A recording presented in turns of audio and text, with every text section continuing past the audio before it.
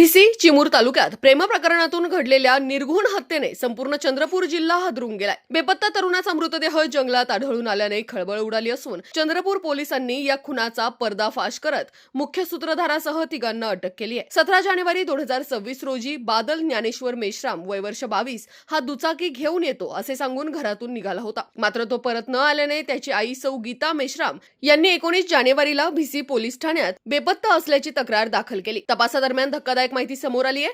प्रेम प्रकरणातील वादातून आरोपी देव आनंद गोवर्धन शिरामे याने बादलचा काटा काढण्याचा कट रचला। 2 साथीदारांच्या मदतीने आरोपींनी बादलला मुरपार मिंझरी जंगलात नेले। मुलीचे नाव घे आणि जमिनीवरचे 5 दगड उचल असा बहाणा करून त्याला एकांतात अडवण्यात आले। याच ठिकाणी मागून नारळाच्या दोरीने गळा आवळत बादलची निर्घृण हत्या करण्यात आली। मृत्यूच्या क्षणी दादा मला का मारता अशी विनवणी केल्याची माहिती तपासात समोर आली असूनही आरोपींनी निर्दयपणे त्याचा जीव घेतला। हत्या केल्यानंतर पुरावा नष्ट करण्याच्या उद्देशाने मृतदेह जंगलातील नाल्यात खड्डा खोदून पुरून टाकण्यात आला। पोलिसांची दिशाभूल करण्यासाठी मृतकाची दुचाकी आणि मोबाईल उमरेड येथे नेऊन टाकण्यात आले। त्यानंतर आरोपी गावात निर्धास्तपणे वावरत होते। मात्र चंद्रपूर स्थानिक गुन्हे शाखा आणि भिसी पोलिसांनी तांत्रिक तपास, कॉल डिटेल्स आणि उमरेड येथील सीसीटीव्ही फुटेजच्या आधारे गुन्ह्याचा छडा लावला। चौकशीत आरोपींनी गुन्ह्याची कबुली दिली। तहसीलदारांच्या उपस्थितीत पुरलेला मृतदेह बाहेर काढून शवविच्छेदनासाठी पाठवण्यात आलाय। ही कारवाई पोलीस अधीक्षक मुमक्का सुदर्शन, अप्पर पोलीस अधीक्षक ईश्वर कातकडे आणि उपविभागीय पोलीस अधिकारी दिनकर ठोसरे यांच्या मार्गदर्शनाखाली पार पडली। स्थानिक गुन्हे शाखेचे पोलीस निरीक्षक अमोल काचोरे आणि सायबर सेलच्या मदतीने पोलिसांना या गुन्ह्याचा गुंता सोडवण्यात यश आले। प्रेम प्रकरणातून इतका टोकाचा निर्णय घेतल्याने परिसरात तीव्र संतापाची भावना व्यक्त होत असून पुढील तपास सुरू आहे।